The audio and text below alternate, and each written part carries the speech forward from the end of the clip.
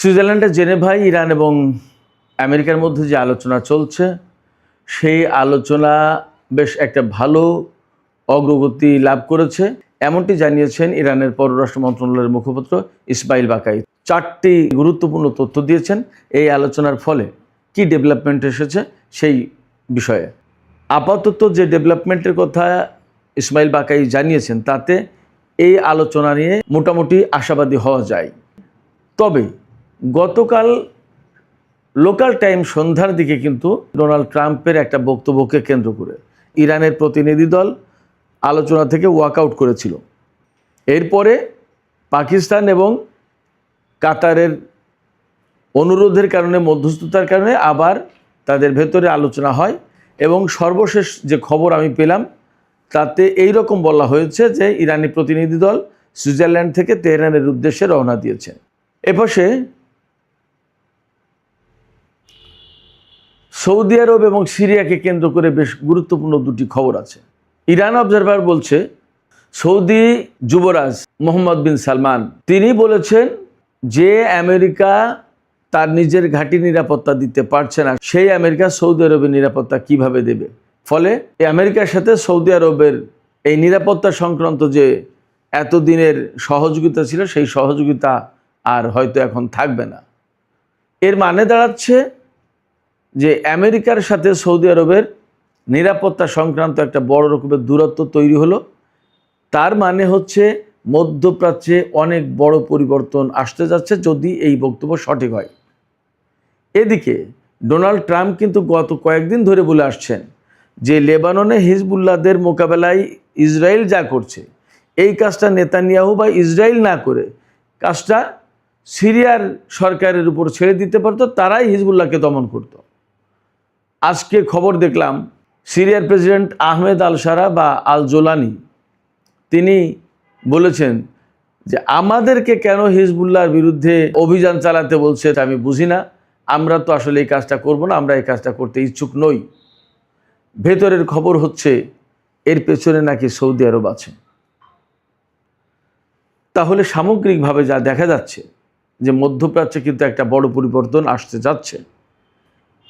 এই পরিস্থিতিতে আসলে এই সম্ভাবনা কতটা এবং প্রকৃতপক্ষে যাচ্ছে কোথায় ঘটনা, যদি এমন হয় তাহলে আমেরিকার প্রভাব প্রতিপত্তি এবং মধ্যপ্রাচ্যে আমেরিকার অবস্থান আসলে কি হতে যাচ্ছে। আঞ্চলিক দেশগুলো যদি এই রকম একটা অবস্থান নেয় সেক্ষেত্রে ইসরায়েলের অবস্থানই বা কী হবে। একই সাথে এই প্রশ্ন আসছে তাহলে ইরান কি এই অঞ্চলের খুবই প্রভাবশালী দেশ হতে যাচ্ছে, যেটা অনেকেই ধারণা করছেন। সুপ্রিয় দর্শক, এই সমস্ত বিষয় নিয়েই এখনকার ভিডিওতে আলোচনা করব। আশা করি ভিডিও ভালো লাগবে এবং শেষ পর্যন্ত আপনারা সবাই সঙ্গেই থাকবেন। আর ভিডিও যদি ভালো লাগে তাহলে লাইক, কমেন্ট, শেয়ার করবেন এবং চ্যানেলটি সাবস্ক্রাইব করে সাথেই থাকবেন। দর্শক চলুন প্রথমেই সুইজারল্যান্ডে ইরান এবং আমেরিকার মধ্যকার আলোচনা এবং বিভিন্ন ঘটনা কি কি ঘটেছে সেই সমস্ত নিয়ে প্রথমে কথা বলি। গতকাল 21শে জুন রোববার 2026 সাল জেনেভায়, সুইজারল্যান্ডের জেনেভা শহরে ইরান এবং আমেরিকার মধ্যে বলা যায় ঐতিহাসিক বৈঠক শুরু হয়েছিল।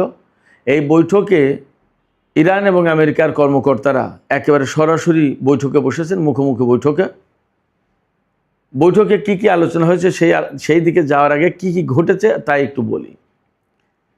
একটা ফটো সেশন হয়, হ্যান্ডশেক করার একটা ব্যাপার থাকে, কিন্তু ইরানি প্রতিনিধি দল সুস্পষ্ট করে পাকিস্তানের কাছে বলেছিল আমরা কোনো হত্যাকারীর সাথে হ্যান্ডশেক করব না এবং ফটোও তুলব না।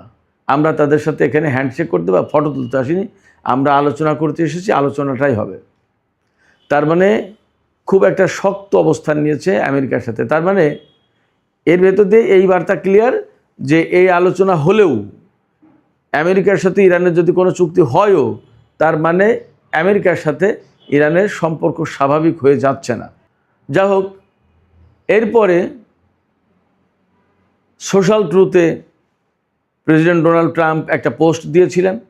সেই পোস্টে বলেছেন ইরান যদি হিজবুল্লাহর তৎপরতা যদি লেবাননে কন্ট্রোল না করে, নিয়ন্ত্রণ না করে, তাহলে আমরা ইরানের উপরে ব্যাপক বড় রকমের হামলা চালাবো, যা গত সপ্তাহের হামলার চেয়ে অনেক বেশি কঠোর হবে।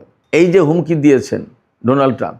এই হুমকির পর ইরানের কর্মকর্তারা ভীষণভাবে ক্ষিপ্ত হয়ে ওঠেন, ক্ষুব্ধ হয়ে ওঠেন এবং তারা প্রতিবাদ করে আলোচনা থেকে ওয়াক আউট করে। তারা আর গতকাল সন্ধ্যায় কোনো আলোচনায় বসেননি। ইরানের কর্মকর্তারা এখন দাবি করেছেন যে ট্রুথ সোশ্যালে ডোনাল্ড ট্রাম্প এই পোস্ট দিয়েছেন, সেই ট্রুথ সোশ্যালে ওনাকে দুঃখ প্রকাশ করে সরি বলে পোস্ট দিতে হবে।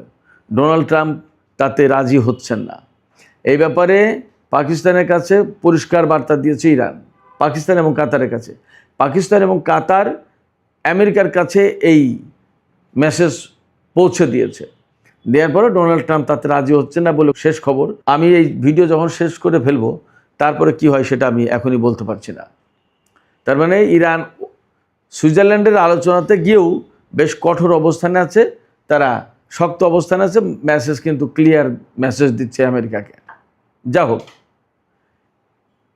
এর আগে পরে যে সমস্ত আলাপ আলোচনা হয়েছে ইরানের সাথে আমেরিকার, তাতে ইরানের পররাষ্ট্র মন্ত্রণালয়ের মুখপাত্র ইসমাইল বাকাই তিনি যে তথ্য দিয়েছেন তাতে 4টা ইনফরমেশন খুব গুরুত্বপূর্ণ।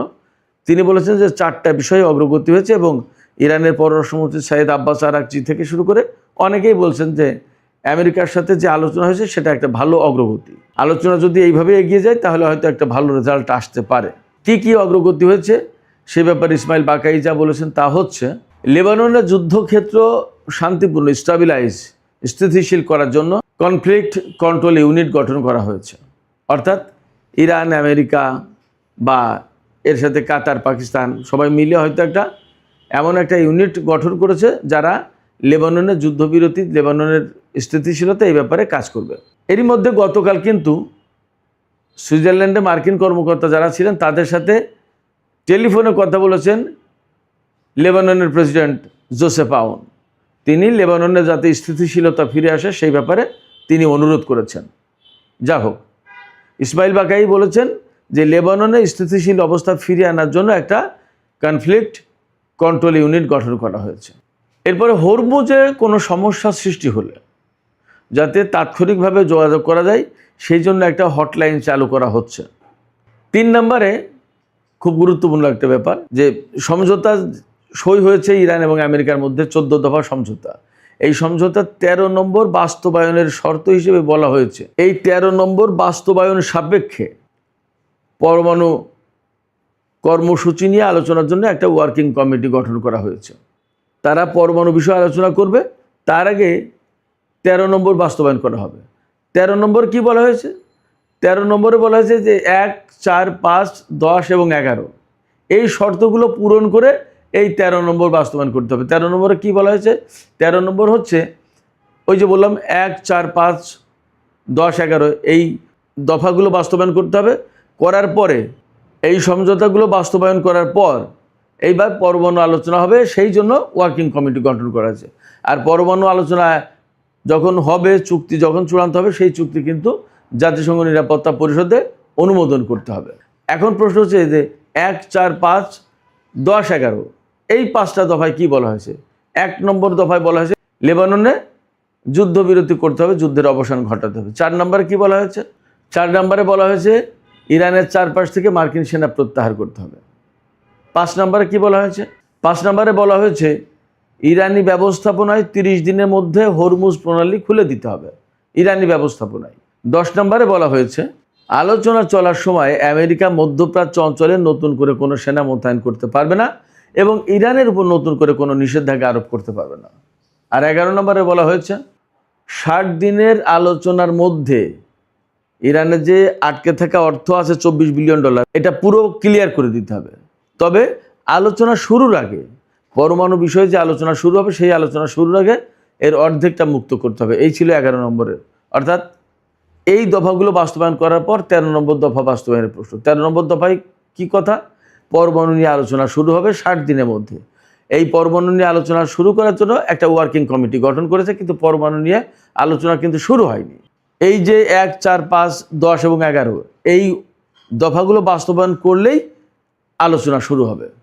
এরপরে ইরানের যে সমস্ত আটকে থাকা অর্থ, সেই অর্থগুলো তো রিসিভ করতে হবে, গ্রহণ করতে হবে। কিভাবে গ্রহণ করবে? এই অর্থগুলো কাতারের কাছে আসবে এবং কাতার থেকে ইরান যাতে গ্রহণ করতে পারে সেই জন্য কাতারের সাথে ইরানের একটা চুক্তি হয়েছে। গতকালকেই সেই চুক্তি হয়েছে, সই করেছে। তার মানে ইরান আটকে থাকা এই অর্থ ফেরত পেতে যাচ্ছে।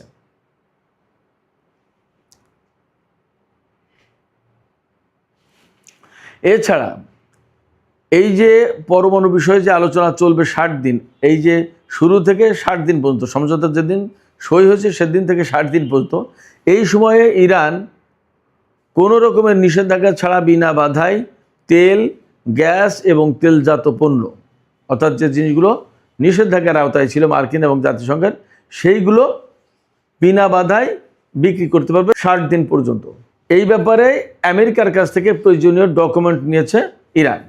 তার মানে বেশ একটা ভালো অগ্রগতি। ইরান বলেছে কাতার এবং পাকিস্তানের প্রচেষ্টায় লেবাননের যুদ্ধবিরতির ব্যাপারে আসলে বেশ একটা ভালো অগ্রগতি হয়েছে। দেখা যাক পরিস্থিতি কোথায় যায়। এদিকে আমেরিকার উপরে ইরান কিন্তু প্রচণ্ড চাপ সৃষ্টি করেছে। লেবানন থেকে সেনা প্রত্যাহারের ব্যাপারে ইরান আমেরিকার উপর যে চাপ সৃষ্টি করেছে ইসরায়েলি সেনা প্রত্যাহারের ব্যাপারে, সেই চাপের কারণে ডোনাল্ড ট্রাম্প নেতানিয়াহুকে ফোন করেছে এবং চাপ দিয়েছে। দেওয়ার পরে নেতানিয়াহু পার্শিয়ালি অর্থাৎ আংশিক সেনা প্রত্যাহারে রাজি হয়েছে দক্ষিণ লেবানন থেকে। তবে বাস্তবতা হচ্ছে দক্ষিণ লেবাননে একটা সেনা থাকতেও সম্ভবত ইরান আমেরিকার সাথে আলোচনায় বসবে না, কারণ যুদ্ধবিরতি কমপ্লিটলি কার্যকর হবে। আর যুদ্ধবিরতি কার্যকর হওয়া মানে লেবাননের ভূমি থেকে ইসরায়েলের সেনা সব প্রত্যাহার করতেই হবে, না করলে হবে না। এই ছিল ইরান এবং আমেরিকার মধ্যে সুইজারল্যান্ডের জেনেভা শহরে যে আলোচনা হয়েছে, সেই আলোচনা সম্পর্কিত মোটামুটি গুরুত্বপূর্ণ তথ্য আমি আপনাদের সামনে তুলে ধরলাম। এখন সৌদি আরব এবং সিরিয়ার প্রেসিডেন্ট, সৌদি আরবের যুবরাজ মোহাম্মদ বিন সালমান এবং সিরিয়ার প্রেসিডেন্ট আহমেদ আল সারা ওরফে জোলানি, তাদের বক্তব্য নিয়ে কিছু কথা আছে, সেগুলো বলি, একটু বিশ্লেষণ করি, তারপরে এই আলোচনা শেষ করব। সৌদি আরবের যুবরাজ মোহাম্মদ বিন সালমান বলেছেন, তার উদ্ধৃত করে ইরান অবজারভারে বলা হচ্ছে যে সৌদি প্রিন্স বলেছেন, আমেরিকা যেখানে নিজের ঘাঁটির নিরাপত্তা দিতে পারছে না, সেখানে তারা আমাদের নিরাপত্তা দেবে কি করে? অতএব তাদের আর নিরাপত্তার প্রয়োজন নেই। নিরাপত্তা সংক্রান্ত যে সহযোগিতা, এই সমস্তর আর দরকার নেই। আমেরিকা আমেরিকার মতোই থাকুক, আমরা আমাদের মতো থাকি, আমরা আমাদের ব্যাপারটা দেখব। একই সাথে সিরিয়ার প্রেসিডেন্ট আহমেদ আল সারা ওরফে জুলানি, তিনি কি বলেছেন সে কথাটাও বলি, এই কারণে যে সেটাও সৌদি আরবের সাথে একটা রিলেশন আছে, যার কারণে আমি একবারে উল্লেখ করে তারপরে এই দুটো ঘটনা বিশ্লেষণ করি। মার্কিন প্রেসিডেন্ট ডোনাল্ড ট্রাম্প বারবারই বলছেন সোশ্যাল ট্রুথে বা বিভিন্ন জায়গায় বক্তৃতায় যে লেবাননে যে হিজবুল্লাহ আছে তাদেরকে তো কন্ট্রোল করার জন্য, তাদেরকে ধ্বংস করার জন্য সিরিয়ার প্রেসিডেন্টকে দায়িত্ব দিলেই হয়, সেই এই কাজটা করে দিতে পারতো ভালো। কেন এই কথা বলছেন? যাতে ইসরায়েল না করে, ইসরায়েলের সাথে তো যুদ্ধবিরতিটা তাহলে হয়ে যায়, সিরিয়া দেখুক ব্যাপারটা। কিন্তু ফ্যাক্ট হচ্ছে কি, লেবানন থেকে ইসরায়েলকে সরিয়ে নিয়ে যে যদি সেখানে সিরিয়াকে দেওয়া হয়, তো ইরান কি সেটা মানবে? প্রথম কথা। দ্বিতীয় কথা, কেন সিরিয়ার প্রেসিডেন্টকে সেখানে লাগিয়ে দিতে চাইছে? এই কারণে যে ইসরায়েলকে সরিয়ে নিল, কিন্তু হিজবুল্লাহকে ধ্বংস করার জন্য আর একটা বাহিনীকে লাগিয়ে দেওয়া হলো, এবং সেটা মুসলিম বিশ্বে। তার মানে সংকটটা আরও বেশি মারাত্মক অবস্থা ধারণ করলো। এই জায়গায় সিরিয়ার প্রেসিডেন্ট আহমেদ আল সারা তিনি কিন্তু বলেছে যে না, আমি এই সমস্ত কাজের ভেতরে না, আমার কাজ এটা না, আমি পুরনো অবস্থায় ফিরে যেতে চাই না। একসময় সিরিয়া লেবাননকে কন্ট্রোল করতো, আমরা তা করতে চাই না, এবং হিজবুল্লাহর সাথে আমাদের কোনো দ্বন্দ্ব সংঘাতে যাওয়ার কোনো প্রয়োজন নেই। এই কথা কেন বলছেন? এই কথা বলছেন এর পেছনের যে ব্যক্তি, তিনি হচ্ছেন সৌদি যুবরাজ মোহাম্মদ বিন সালমান। বিভিন্ন সূত্রে খবর আসছে, তিনি সিরিয়ার প্রেসিডেন্টকে বলেছেন যে এই কাজে যাওয়া যাবে না, এটা আপনার কাজ না। আপনি যদি হিজবুল্লাহর সাথে জড়িয়ে যান যুদ্ধে, তাহলে আপনি যে একটা যুদ্ধ বিধ্বস্ত দেশ, গত প্রায় 1 যুগ ধরে এই খারাপ অবস্থার ভিতরে আছেন, বা 14 বছর মনে হয়, এতে ভয়ঙ্কর একটা অবস্থা তৈরি হবে, সিরিয়া এতে ক্ষতিগ্রস্ত হবে, কোনো প্রয়োজন নেই, এটা অন্যভাবে সমাধান করা হবে। অর্থাৎ সিরিয়ার প্রেসিডেন্ট আহমেদ আল সারাকে লেবাননে ইনভলভ হতে নিষেধ করেছেন সৌদি যুবরাজ, এবং সেই কারণে তিনি আর যুক্ত হলেন না। সৌদি যুবরাজ যদি পেছন থেকে এই কথা বলে থাকেন, তার মানে দাঁড়াচ্ছে যে আঞ্চলিক একটা ভিন্ন পরিবেশ, ভিন্ন ভূ রাজনীতি এবং নতুন একটা অবস্থা তৈরি হচ্ছে যেখানে আমেরিকার অবস্থান খুবই দুর্বল হবে, হয়তোবা গ্রহণযোগ্য হবে না, অনেকে গ্রহণই করবে না। তার মানে দাঁড়াচ্ছে এই যে যুদ্ধটা হয়ে গেল ইরানের সাথে ইসরায়েল এবং আমেরিকার, এই জায়গা থেকে মধ্যপ্রাচ্যের বিশেষ করে উপসাগরীয় দেশগুলোর কাছে এইবার তা ক্লিয়ার যে ইরানকে আমেরিকা এবং ইসরায়েল দুইজন মিলে যখন হারাতে পারেনি, তাহলে আমরা কোথায়? অতএব ইরানের সাথে মিলেমিশে এই অঞ্চলে থাকতে হবে। This is the reality. এবং ইরান, রাশিয়া এবং চীনের নেতৃত্বে নতুন বলয় গড়ে উঠছে এবং এই বলয় বিশ্ব কন্ট্রোল করবে, এটাও বাস্তব। অতএব এই বাস্তবতা বুঝে সৌদি যুবরাজ এখন নতুন পরিবেশে খাপ খাওয়ানোর চেষ্টা করছে। সম্ভবত আমরা অল্প সময়ের ভেতরে ইরানের সাথে আরব এবং উপসাগরীয় আরব দেশগুলোর একটা নতুন মাত্রার সম্পর্ক দেখব, এমনটা আশা করার যথেষ্ট কারণ আছে। সুপ্রিয় দর্শক, এখনকার আলোচনা এখানে শেষ করতে চাইছি। যাবার আগে আপনাদের কাছে প্রশ্ন করি, আপনাদের মতামত কি? আমার কাছে তো মনে হয় যা সিচুয়েশন, যা পরিস্থিতি, যে খবরগুলো বললাম, ব্যাপারগুলো যদি এইরকম হয়, তাহলে সত্যি সত্যি মধ্যপ্রাচ্যে নতুন একটা পরিবেশ তৈরি হতে যাচ্ছে। বিরাট পরিবর্তনের ভেতর দিয়ে নতুন মধ্যপ্রাচ্য গড়ে উঠবে আমার কাছে মনে হচ্ছে, এবং সেখানে ডেফিনেটলি ইরান একটা গুরুত্বপূর্ণ শক্তি হবে, যার সাথে সবাই সহযোগিতামূলক সম্পর্ক গড়ে তোলার চেষ্টা করবে। আপনাদের কি মনে হয়? আপনাদের মতামত কমেন্টে জানাতে পারেন। আর ভিডিও ভালো লাগলে লাইক, কমেন্ট, শেয়ার করবেন এবং চ্যানেলটি সাবস্ক্রাইব করে সাথেই থাকবেন। দর্শক, আলোচনা এখানেই শেষ করছি। আপনারা সবাই অনেক অনেক ভালো থাকুন।